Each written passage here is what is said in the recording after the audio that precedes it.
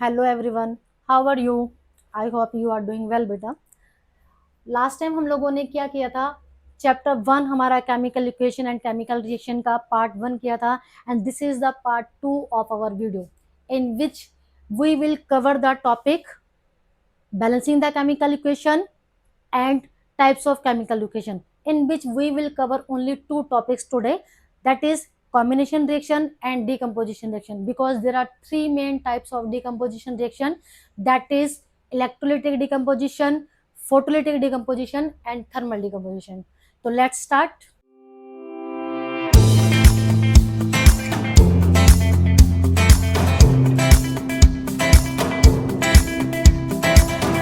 बेटा हमारा आज का टॉपिक था हमारा बैलेंसिंग केमिकल इक्वेशंस, और हम लोगों को ये बात जाननी बहुत ज़्यादा जरूरी है कि हमें इक्वेशन बैलेंस करने की क्यों जरूरत पड़ती है। जैसे कल हमने कॉम्बिनेशन डिकम्पोजिशन रिएक्शन इससे पहले वाली वीडियो में पढ़ी थी, तो वहां पर हमने क्या देखा था कि मैग्नीशियम रिबन को जब हमने ऑक्सीजन के साथ बर्न किया था, तो हमने क्या देखा था बेटा कॉम्बिनेशन रिएक्शन में कि when we burn magnesium ribbon into air, we found a white colored substance, that is magnesium oxide. Okay, this is the chemical reaction.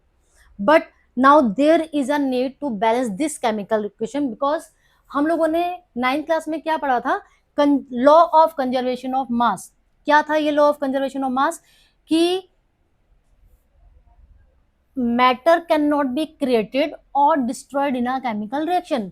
हमने पढ़ा था कि किसी भी केमिकल रिएक्शन के ड्यूरेशन में जितने भी रिएक्टेंट पार्टिसिपेट कर रहे हैं उनका मास बिफोर द केमिकल रिएक्शन जो भी है after the chemical reaction same रहने वाला है। तो अगर हम यहाँ पर देखें कि मैग्नीशियम इधर हमारा है रिएक्टेंट में 1 एंड इधर है हमारा 1, ओके, दोनों जगह सेम है। बट अगर हम बात करें ऑक्सीजन की, oxygen is 2 atom of oxygen is in the reactant, but there is only one oxygen atom. That's why we should balance two chemical equation. Okay, अब chemical equation को balance करने के लिए हमें क्या करना है? यहाँ पर कुछ मैंने एग्जांपल्स दिए हैं कि हम लोग केमिकल इक्वेशन को कैसे बैलेंस कर सकते हैं। देखिए, जैसे फर्स्ट है हमारे पास ये वाली इक्वेशन CO2 प्लस H2O। अगर मैं इसको रिवर्स करके लिखूं, ठीक है, या क्योंकि ये वाली जो इक्वेशन है हमारी, आप लोग 6 ऑनवर्ड्स फोटोसिंथेसिस पढ़ते आ रहे हैं। फोटोसिंथेसिस में हमने क्या पढ़ा है कि जो ग्रीन प्लांट्स हैं वो क्या करते हैं, इन्वायरमेंट से कार्बन डाइऑक्साइड लेते हैं, सोइल उनकी रूट्स जो हैं, सोइल से रूट्स वाटर को एब्जॉर्ब करके लेकर आती हैं और वो क्या बनाते हैं, अपना food.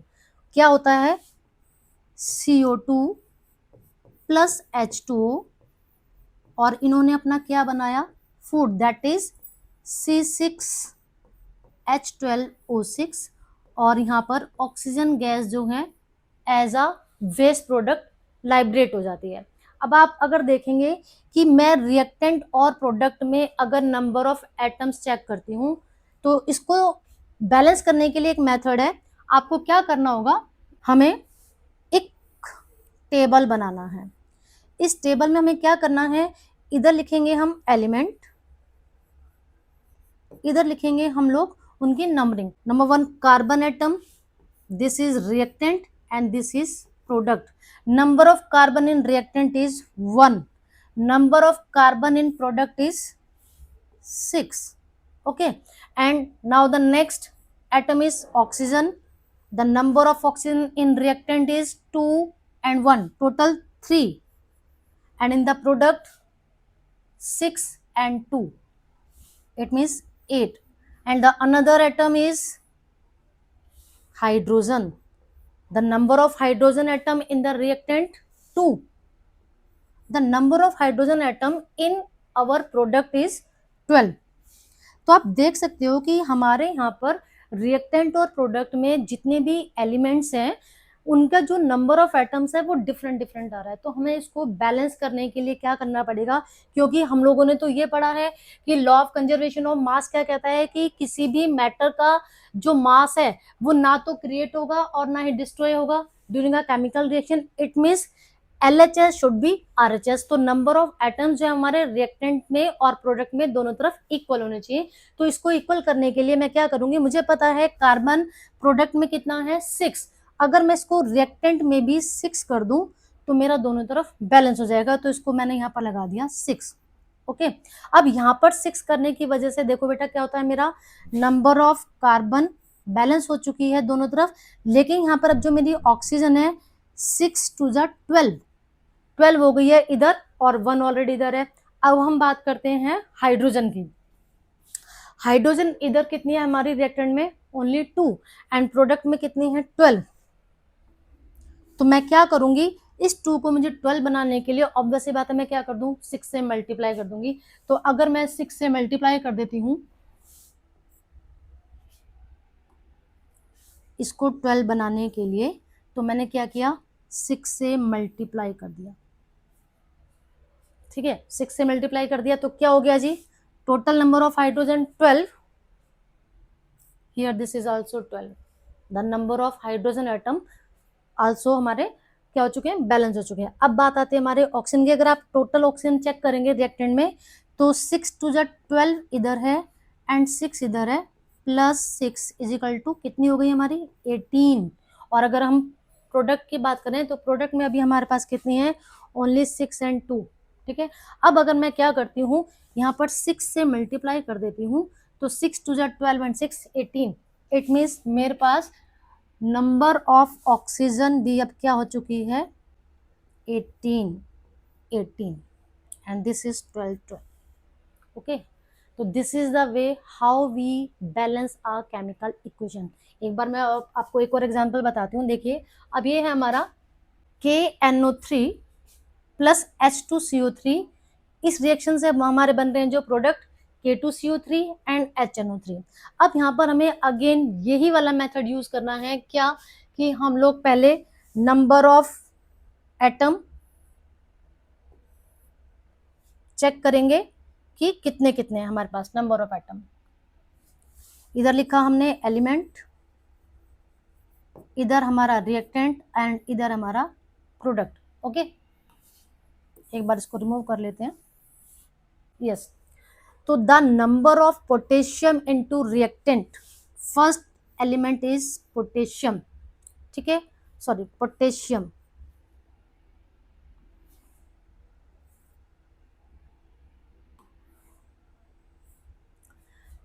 total number of potassium atom in reactant is 1, the number of potassium atom in reactant is 2, again the other element is nitrogen, number of nitrogen in reactant 1, number of nitrogen in product also 1। Oxygen के atom देखें अगर हम 3 side है and 3 side है, total हो गए हमारे पास 6,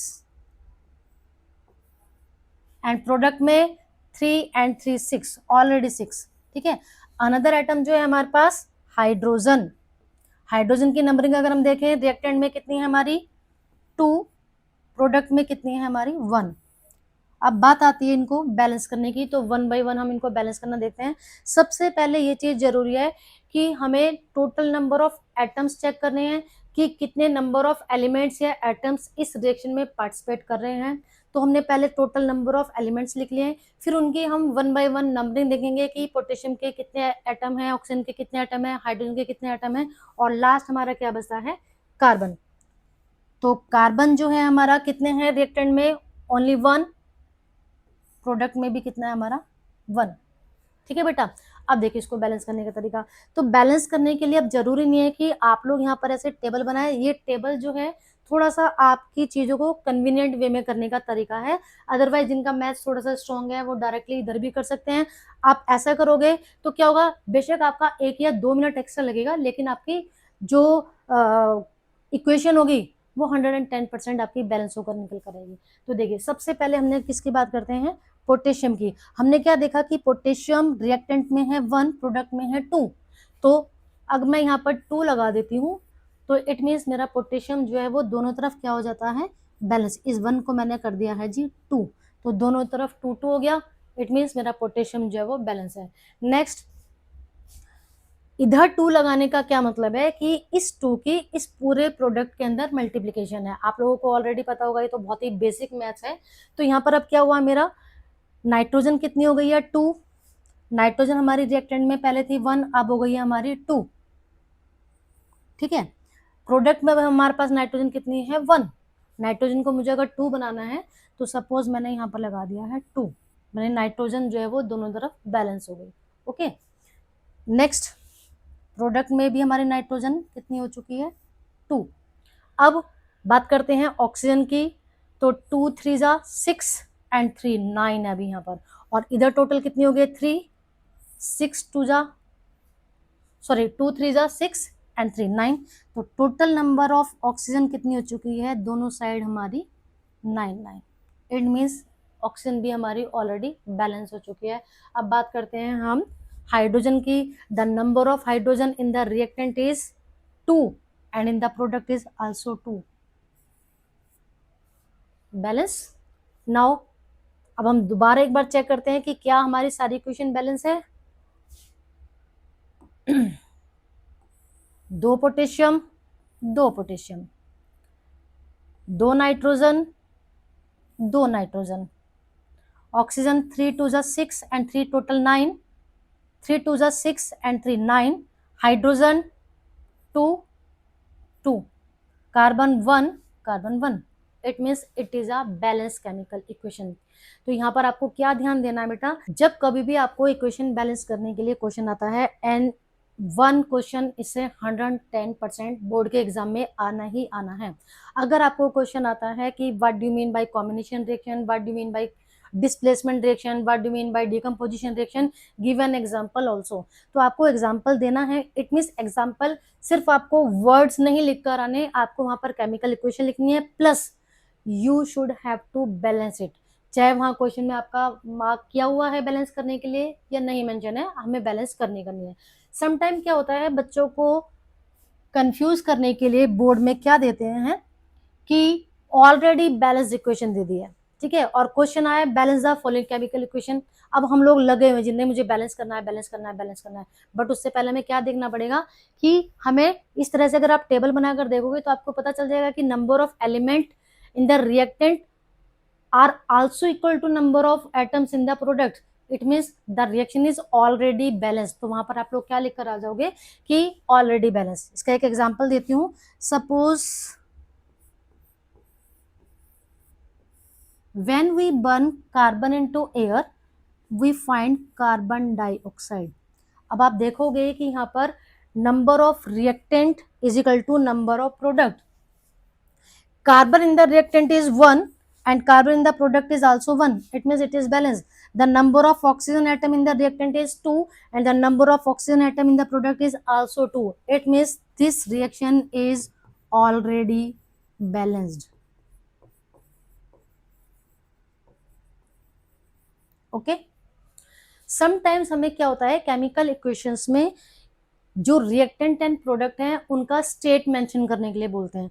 तो स्टेट मेंशन करने के लिए जो आप लोग 6 ऑनवर्ड्स मैटर की स्टेट्स के बारे में पढ़ते आए हैं, क्या there are 3 states of matter, solid liquid and gas, उन्हीं स्टेट्स को अब आपको शॉर्ट में यहाँ पर मेंशन कर देना है।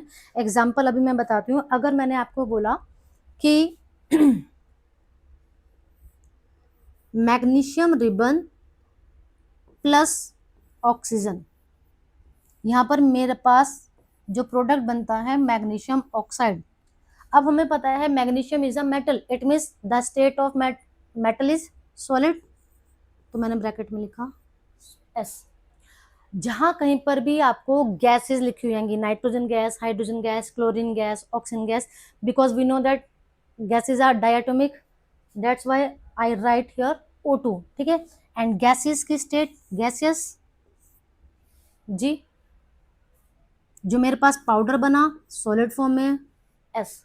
तो this is the way how can we express the state of the reactant and the product. If any element is in liquid state then we have to write L, any product or any reactant is in aqueous solution type then we have to write AQ, okay। so these are the states of the matter। Now next topic is, I hope ये equation balance करनी आपको बेटा आ चुकी होगी। Next है हमारा इस chapter का सबसे main content, that is types of reactions. इस चैप्टर में हमें 4 to 5 टाइप्स ऑफ रिएक्शन आएंगी, जिसमें कि हम लोग क्या पढ़ने जा रहे हैं। सबसे पहले हम लोग पढ़ेंगे combination reaction and decomposition reaction, combination reaction and decomposition reaction. तो वन बाय वन हमको पढ़ते जाएंगे, साथ साथ में उनसे रिलेटेड एक्टिविटी पढ़ेंगे। प्लस मैंने आपको पहले भी बताया था, जब कभी भी आपको कोई भी केमिकल इक्वेशन की टाइप लिखने के लिए आती है तो आपको उसका डिफाइन प्लस एक इक्वेशन और प्लस उसको बैलेंस करना है। तो देखिए सबसे पहले है हमारी combination reaction. Are reaction in which 2 or more reactant combine together and form a single product। जब कभी भी दो या दो से, ये देखिए 2 or more reactants combine to form single product, जब कभी भी दो या दो से ज्यादा हमारे पास रिएक्टेंट आपस में जुड़कर एक सिंगल प्रोडक्ट बना लेते हैं, तो this type of reaction is known as combination reaction.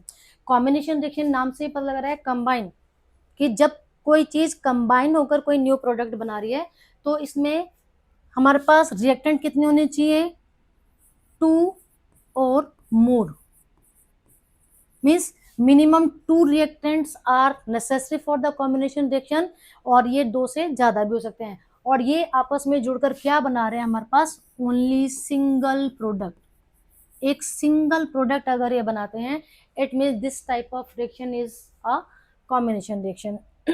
अब यहाँ पर देखिए एग्जाम्पल हमें दे रखा है, अगर हम किसी भी चीज को बर्न कर रहे हैं, हमने कोल को बर्न किया, हमने मैग्नीशियम को बर्न किया, मैंने वुड को बर्न किया, मैंने किसी भी चीज को बर्न किया, इट मीन्स अगर कहीं पर भी आपको कंबशन या बर्निंग का प्रोसेस देखने के लिए मिल रहा है, it is a type of combination reaction. देखो यहाँ पर हमें क्या दे रखा है, कोल, कोल का symbol means carbon plus O2। ये चीज बेटा आपको ध्यान में रखनी होगी कि जब कभी भी आपको क्वेश्चन में आएगा ना कि when we burn something into air, और we know that in air oxygen gas is a supporter of burning. जो ऑक्सीजन गैस है वो क्या करती है, बर्निंग को सपोर्ट करती है। तो इसलिए हमेशा हमें जब किसी भी सब्सटेंस को एयर के साथ बर्न करना है, मीन्स ऑक्सीजन के साथ बर्न किया, इट प्रोड्यूसेस कार्बन डाइऑक्साइड।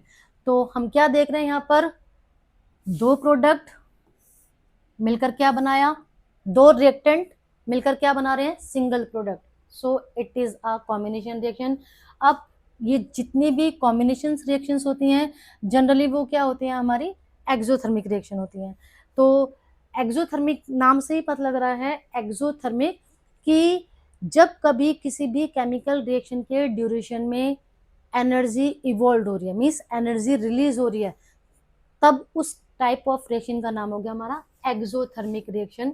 आपकी बुक में अभी ये वाली एक्टिविटी हमें गिवन है, मैग्नीशियम रिबन वाली, कि when we burn magnesium ribbon into air, ठीक है, लास्ट टाइम भी हम लोगों ने पढ़ी थी। Exothermic reaction, an exothermic reaction is a chemical reaction that releases energy. एक ऐसी केमिकल इक्वेशन जिसमें एनर्जी रिलीज होती है, उसको हम लोग बोलते हैं exothermic reaction, usually in the form of heat into the surrounding. और ये जो एनर्जी है जनरली वो किस फॉर्म में रिलीज होती है बेटा, हीट के फॉर्म में। इसका सबसे इंपॉर्टेंट एग्जांपल है हमारा रेस्पिरेशन। आपने रेस्पिरेशन की जो डिफाइन है वो आप लोग प्राइमरी क्लासेस से पढ़ते आ रहे हैं, एक ऐसा प्रोसेस जिसमें हमारा फूड ब्रेक डाउन होकर हमें एनर्जी प्रोवाइड करता है। तो देखिए this is glucose, the food we take, oxygen gas जो हम लोग इनहेल करते हैं, इस ऑक्सीजन की वजह से ये जो हमारा ग्लूकोज है ये ब्रेक डाउन हो जाता है water vapour, carbon dioxide plus energy. That's why respiration is known as an exothermic reaction। and board में ये क्वेश्चन आपको फ्रिक्वेंटली देखने के लिए मिल जाता है कि why respiration is an exothermic reaction, justify your answer। because इस रिएक्शन में हम लोग क्या देख रहे हैं, क्योंकि एनर्जी रिलीज हो रही है, जहां कहीं पर भी एनर्जी रिलीज हो रही है वो वाली सारी इक्वेशंस हमारी क्या होंगी, एक्सोथर्मिक रिएक्शन। और जब हम कॉम्बिनेशन रिएक्शंस की बात करते हैं तो mostly combination reactions are also exothermic in nature. ठीक है, नेक्स्ट, अभी जो कॉम्बिनेशन रिएक्शन है हमारी बुक में इसको समझाने के लिए देखिए एक एक्टिविटी गिवन है, most and most important activity है। वो क्या कि हमने क्या किया, एक बीकर लिया और उसके अंदर स्मॉल अमाउंट में कैल्शियम ऑक्साइड और quicklime. This quicklime you have to learn it. The common name of calcium oxide is quicklime. अब 10th क्लास में बोर्ड्स के एग्जाम में क्या आता है, थोड़ा सा ऑब्वियस ही बात है, बोर्ड का पेपर है तो थोड़ा सा ट्रिकी तो आएगा ही बेटा। तो बच्चों को कंफ्यूज करने के लिए केमिकल नेम ना देकर कॉमन नेम दे देते हैं सब्सटेंसेस के, ताकि बच्चा थोड़ा सा कंफ्यूज हो जाए। ठीक है, तो यहाँ पर हमें ये लर्न करना पड़ेगा। इस पूरे चैप्टर में बहुत सारे सब्सटेंसेस के केमिकल नेम के साथ साथ आपको कॉमन नेम भी लर्न करने हैं। तो the first is calcium oxide. The common name of calcium oxide is quicklime. हमने क्या किया, एक बीकर लिया, इस बीकर के अंदर हमने लिया some amount of calcium oxide. अब इस कैल्शियम ऑक्साइड के अंदर हमने क्या किया, slowly add water to this. धीरे धीरे हमने इसके अंदर पानी मिलाना है।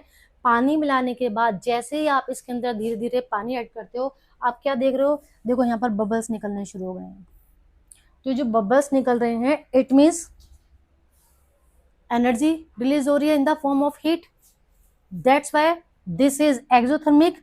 और इस एक्सोथर्मिक को अब हम प्रूव कैसे करें, तो हम क्या करेंगे प्रूव करने के लिए, मैं इस बीकर को टच करके देखूंगी। जब आप इस बीकर को टच करके देखोगे तो ये आपका हमारा गर्म हो गया। अभी हमने इसको देखो कोई गर्म नहीं किया, automatically because this reaction is an exothermic reaction, तो यहाँ पर हीट रिलीज हुई, उस हीट की वजह से जो हमारा बीकर है वो गर्म हो गया है। अब ये वाली जो इक्वेशन है, ये इक्वेशन क्या हुई, calcium oxide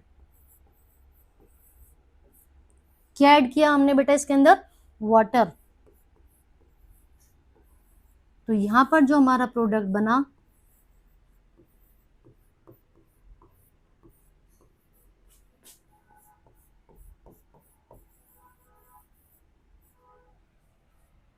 this is calcium hydroxide and the common name of calcium hydroxide is slaked lime। यहाँ पर स्लेट लाइम बन गया हमारा। तो अब आप देखो हमने क्या कॉम्बिनेशन रिएक्शन की डिफाइन पढ़ी थी कि व्हेन 2 और more reactants are combined to form a single product. 2 reactants मिलकर आपस में उन्होंने क्या बनाया, एक सिंगल प्रोडक्ट। तो ये हमारी हो गई कॉम्बिनेशन रिएक्शन। आई होप आपको समझ में आ गई होगी बेटा। आप लोग क्या करेंगे, इसको अच्छे से समझने के लिए वीडियो को बिल्कुल आपको एंड तक अच्छे से समझना है। ठीक है, बाद में लाइक एंड सब्सक्राइब करना ना भूलें। अब आप देखेंगे नेक्स्ट जो हमारा टॉपिक है, this is decomposition reaction. Combination के बाद अब आता है हमारा डिकम्पोजिशन रिएक्शन। कॉम्बिनेशन के जस्ट बाद है डिकम्पोजिशन रिएक्शन, और ये जो रिएक्शन है this reaction is just opposite to the combination reaction. तो हमें बोर्ड में भी क्वेश्चन आया हुआ है कई बार, क्या कि how can you prove that combination reactions are just opposite to decomposition reaction. अगर आप नाम से ही देखोगे डिकम्पोजिशन, डिकम्पोज का मतलब क्या होता है बेटा, टूटना। तो यहाँ पर नाम से ही पता लग रहा है कि इस रिएक्शन में यार कुछ ना कुछ चीज तो टूट रही है। कॉम्बिनेशन कंबाइन, नाम से पता लग रहा था कि कोई चीज जुड़ दिया तो वहां पर 2 रिएक्टेंट जुड़कर और एक प्रोडक्ट बना रहे थे। डिकम्पोजिशन रिएक्शन में क्या है कि a single reactant breaks down into 2 or more simpler product. This is the simplest define of the decomposition reaction कि when only one reactant breaks down into 2 or more product। हो गई ना combination की just उल्टी, कि जब कभी एक रिएक्टेंट टूटकर 2 या 2 से ज्यादा प्रोडक्ट बना ले तो इस तरीके की रिएक्शन को हम लोग बोलते हैं डिकम्पोजिशन रिएक्शन। और जनरली क्या होता है, this often requires energy such as heat और लाइट। जनरली क्या होता है, हमें जितनी भी डिकम्पोजिशन रिएक्शंस है, अभी मैंने आपको बताया डिकम्पोजिशन रिएक्शन जस्ट अपोजिट है हमारी कॉम्बिनेशन रिएक्शन की। तो कॉम्बिनेशन रिएक्शन में हमें क्या था, एनर्जी रिलीज हो रही थी, जबकि डिकम्पोजिशन रिएक्शन में क्या होता है बेटा, इसका उल्टा, क्या कि इनमें हमें एनर्जी को देना पड़ता है, यहाँ पर एनर्जी को रिक्वायरमेंट होती है यहाँ पर एनर्जी की, चाहे तो वो हीट के फॉर्म में है या लाइट के फॉर्म में है। इसका सबसे सिंपल एग्जांपल है thermal decomposition of calcium carbonate. This is calcium carbonate, calcium carbonate. The common name of calcium carbonate is marble. When we heat this calcium carbonate, it decomposes into calcium oxide and carbon dioxide. But we see that a single reactant breaks down into two products on heating. जब हमारा एक single जो हमारा reactant था, जो भी हमारा reaction में पार्ट लेता हमने पढ़ा उसको रिएक्टेंट बोलते हैं, तो हमारा सिंगल रिएक्टेंट जो है जब वो गर्म करने पर टूट गया, किस में टूट गया जी? कैल्शियम ऑक्साइड में और कार्बन डाइऑक्साइड में। तो ये हो गया हमारा थर्मल डिकम्पोजिशन रिएक्शन। जनरली हम लोगों ने क्या देखते हैं कि जितनी भी डिकम्पोजिशन रिएक्शंस हैं, इनको होने के लिए मतलब कि रिएक्टेंट को हमें ब्रेक डाउन करना है, तो ऑब्वियस सी बात है वहां पर एनर्जी की रिक्वायरमेंट होती है। That's why generally all decomposition reactions are endothermic in nature, while combination reactions are exothermic in nature. वहां पर क्या था जी? कॉम्बिनेशन में एनर्जी रिलीज हो रही थी, यहाँ पर एनर्जी एब्जॉर्ब की जा रही है। तो endothermic reaction, and endothermic reaction is a chemical reaction that absorbs heat from its surrounding. ऐसी कोई भी केमिकल इक्वेशन जहां पर एनर्जी को एब्जॉर्ब किया जाता है, causing a decrease in the temperature of the surrounding environment, जिसकी वजह से, क्योंकि आसपास की सराउंडिंग से क्या ले ली गई है? एनर्जी ले ली है, तो आसपास की सराउंडिंग में क्या होता है? एनर्जी की कमी आ जाती है। इन सिंपलर टर्म्स, अगर हम इसको सिंपल भाषा में देखें, it is a reaction that requires energy input often in the form of heat. कि जनरली एंडोथर्मिक रिएक्शंस में हमें एनर्जी तो प्रोवाइड करनी ही करनी है, लेकिन हीट की फॉर्म में। और ये हीट कहाँ से आती है जी? आसपास की सराउंडिंग से। यहाँ पर आप देखोगे कि जो फोटोसिंथेसिस की इक्वेशन है, हमने पढ़ा था कि respiration is an exothermic reaction while photosynthesis is an endothermic reaction. Why? Because carbon dioxide and water, ये दोनों आपस में क्या कर रहे हैं? यहाँ पर लाइट एनर्जी को एब्जॉर्ब किया जा रहा है इस वाले इक्वेशन के अंदर।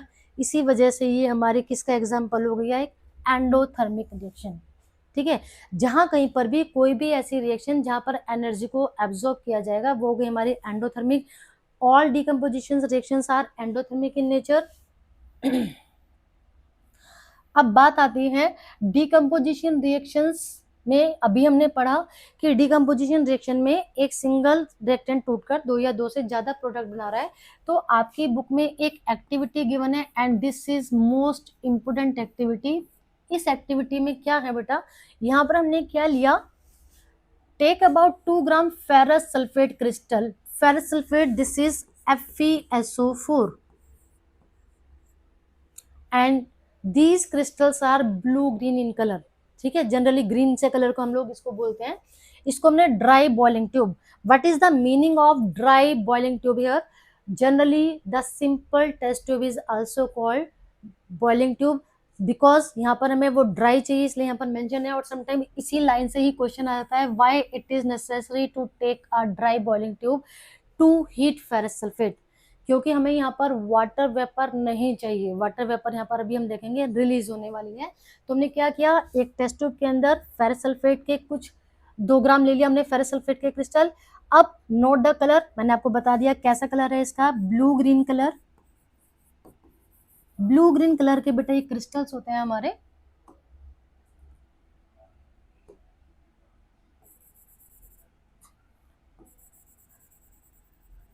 ठीक है, ब्लू ग्रीन से कलर के हमारे क्रिस्टल हैं। अब हमने क्या किया?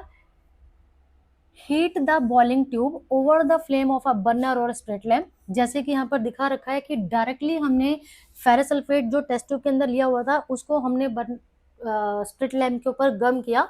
हम क्या देखते हैं? Observe the colour of crystals after heating. गर्म करने के बाद फेरस सल्फेट के क्रिस्टल्स में आपको क्या चेंज देखने के लिए मिला? हम क्या देखते हैं कि जो हमारे ये ग्रीन कलर के क्रिस्टल से बॉईल करने के बाद वो कलरलेस हो जाते हैं, हीट करने के बाद वो कलरलेस हो गए हैं। दिस इज अ मैजिक कि हमने कलरफुल क्रिस्टल्स लिए, डायरेक्टली उसको हीट के ऊपर हमने गर्म कर दिया without adding anything, but will we see that the crystals are become colourless. जो हमारे क्रिस्टल्स थे वो कलरलेस हो गए। अब हमने क्या किया, वापस से ये जो हमारा कलरलेस है फेरस सल्फेट, इसको लिया। इसको लेने के बाद अब हम क्या करते हैं, इसके अंदर हमने थोड़ा सा वाटर वेपर, थोड़ा सा हमने वाटर की ड्रॉपलेट्स को ऐड ऑन कर दिया, मतलब पानी छिड़क दिया थोड़ा सा इसके अंदर। हम क्या देखते हैं, वापस से फेरस सल्फेट जो है वो अपना कलर गेन कर लेता है। इनिशियली जो रिएक्शन होती है बेटा वो ये है, FeSO4 था हमारे पास, हमने इसको हीट किया, गर्म किया, गर्म करने के बाद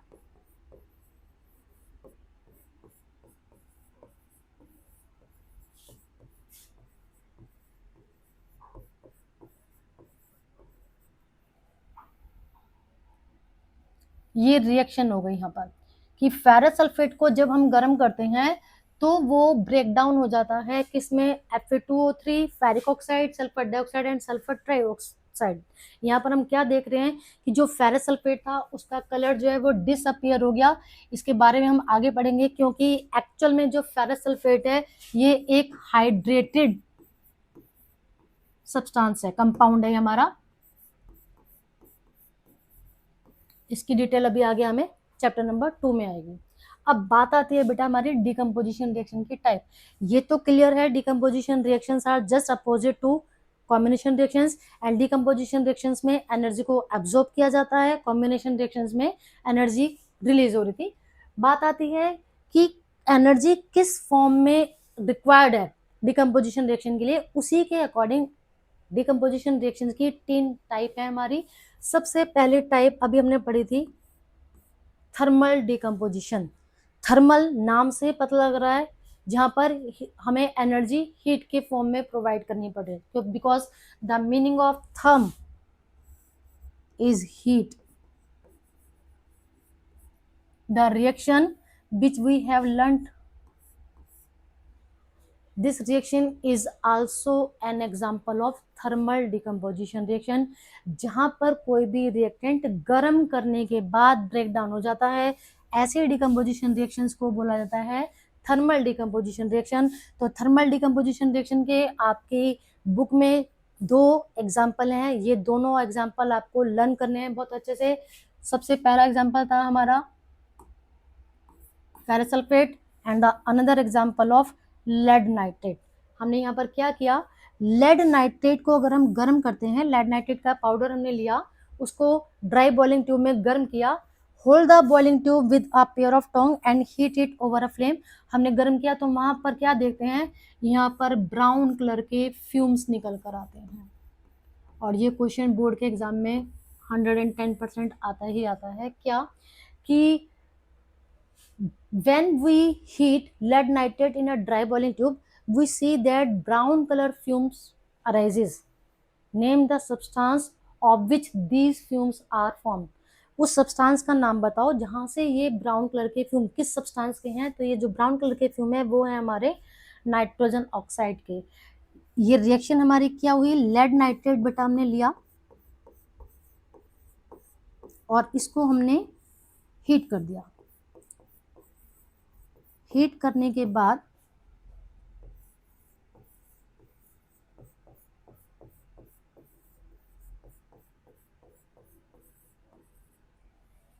ये रिएक्शन हुई यहाँ पर। तो यहाँ पर अब हम क्या देख रहे हैं, again this is an example of decomposition reaction, क्योंकि यहाँ पर क्या हो रहा है, एक सिंगल रिएक्टेंट गर्म करने पर 2 या 2 से ज्यादा प्रोडक्ट में हमारा टूट जाता है। अब जो हमारी नेक्स्ट डिकम्पोजिशन रिएक्शन की टाइप है, this is known as photo decomposition. There are 3 types of decomposition reaction. Number 1 is thermal decomposition, when energy is absorbed in the form of heat. The second one is photo decomposition, in some reference book, this is also known as photolytic decomposition reaction when energy is absorbed in the form of sunlight. The meaning of photo is sunlight. You have to learn it. The meaning of photo in science is always sunlight. तो बेटा नाम से ही पता लग रहा है, photo decomposition ऐसी decomposition reaction जहां पर हमारी एनर्जी किस फॉर्म में एब्जॉर्ब की गई है, सन की हीट के फॉर्म में, सन की लाइट के फॉर्म में। तो इससे रिलेटेड आपकी बुक में एक एक्टिविटी है, क्या करना है बेटा हमने इस एक्टिविटी में कि take 2 gram of silver chloride, silver chloride this is